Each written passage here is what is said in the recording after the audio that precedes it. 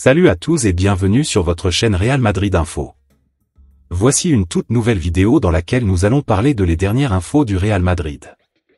Voici les grands points nous allons développer. Premièrement, le PSG est fixé pour Mbappé. Ensuite, le Real Madrid n'est pas fermé à départ de Rodrigo. Et, Real Madrid, 5 joueurs poussés dehors. Et d'autres infos du Real Madrid. On y va. Le pragmatique Alonso contre l'inflexible Enrique, Real Madrid-PSG ou le duel des tacticiens next-gen.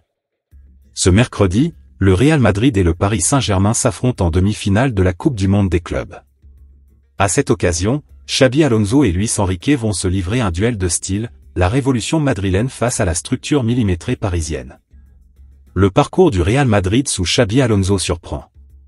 Plus rapide, plus fluide et plus collectif, ce Real Madrid version mondiale des clubs affiche une modernité assumée. 4 victoires en 5 matchs, des passes vers l'avant et un pressing dynamique. Tout ceci témoigne d'une nette différence avec le Real d'Ancelotti. Pour son premier grand test face à Luis Enrique, qui dirige le PSG d'une main de maître, Alonso doit prouver que sa tactique next-gen n'est pas qu'un élément conjoncturel. Les deux techniciens ont bâti leur réputation sur la relance, le pressing et le jeu organisé. Alonso, inspiré par Guardiola, a fait de Huijsen un relanceur ultra fiable, capable d'exploser les lignes adverses. En face, Luis Enrique a imposé un système en 4-3-3 résolument tourné vers l'offensive, structuré autour d'ailiers explosifs, d'une véritable verticalité et d'un contrôle du ballon sans merci.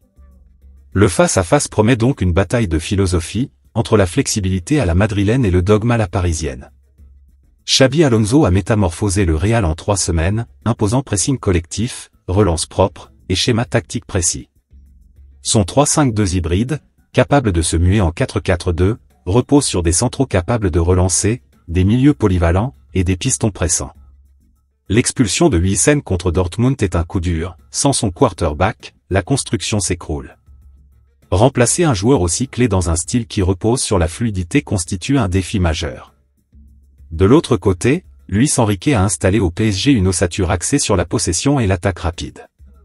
Son 4-3-3 vertical s'active sur un bloc compact en transition. Le pressing haut, la récupération rapide, la fameuse règle des 6 secondes. Ce cocktail gagnant permet à ses attaquants d'anéantir des défenses expérimentées. Il ne s'agit pas seulement d'un affrontement tactique, mais d'un signal pour les deux coachs. Luis Enrique, champion d'Europe et de France avec le PSG, prouve qu'un coach next-gen peut gagner sans star individuelle, mais avec une grande rigueur structurelle. Alonso, lui, doit montrer qu'un discours appliqué immédiatement peut fonctionner dans un club à l'impatience notoire. Le duel s'annonce d'autant plus intense que mentalement, les deux équipes auront à gérer l'écart de préparation.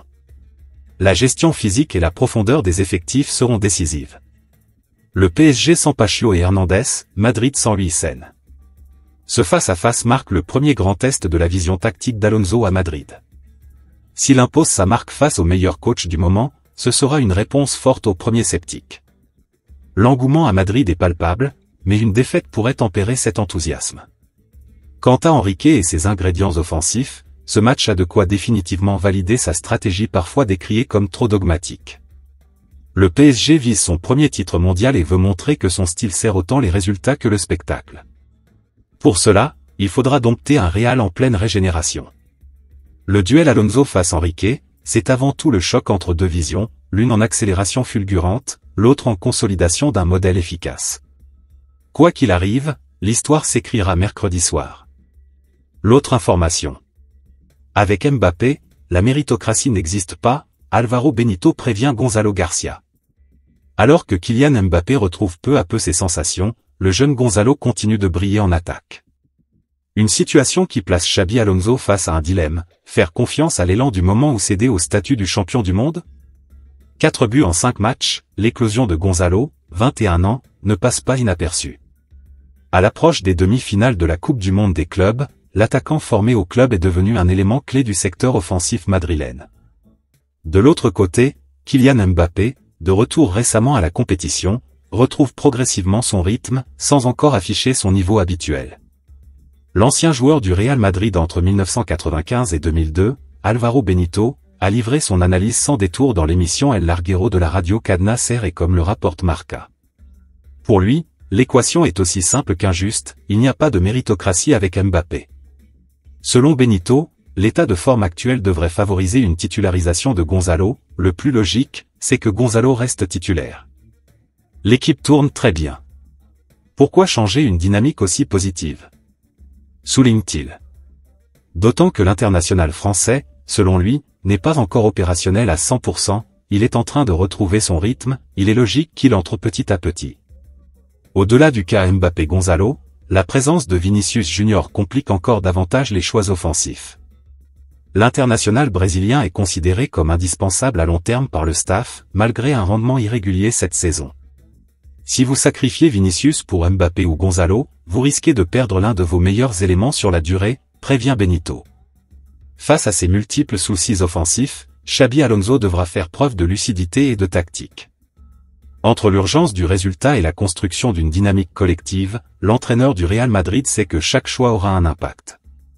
D'autant que la pression autour de l'intégration de Mbappé ne faiblit pas, aussi bien sportivement que médiatiquement.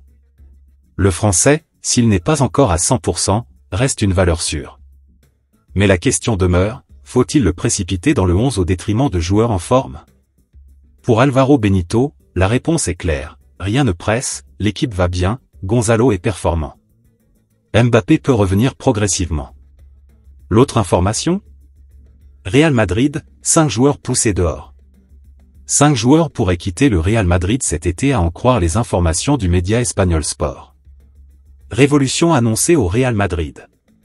Le nouvel entraîneur du club, Xabi Alonso, compte bien vider l'effectif des joueurs qui ne rentrent pas dans ses plans en vue de la saison prochaine. Sachant qu'il a l'occasion de tester différents éléments lors de la Coupe du Monde des clubs, l'entraîneur merengue en aurait profité pour faire le tri dans son groupe. Le quotidien espagnol Sport révèle que la direction du club espagnol serait prête à se séparer de 5 joueurs. Et pas n'importe lesquels. À commencer par Rodrigo. Ce n'est une surprise pour personne mais le Brésilien n'est plus le bienvenu au Real Madrid. Après une saison contrastée, le joueur de 24 ans serait poussé vers la porte de sortie par ses dirigeants. Un transfert vers Arsenal ou le PSG serait envisagé. Rodrigo n'est pas le seul joueur susceptible de plier bagage cet été. Son compatriote Endrick pourrait lui aussi quitter les rangs madrilènes. Blessé, le joueur n'a pas pu disputer la moindre minute en Coupe du Monde des clubs, et pourrait, de ce fait, payer le prix de la révélation Gonzalo Garcia.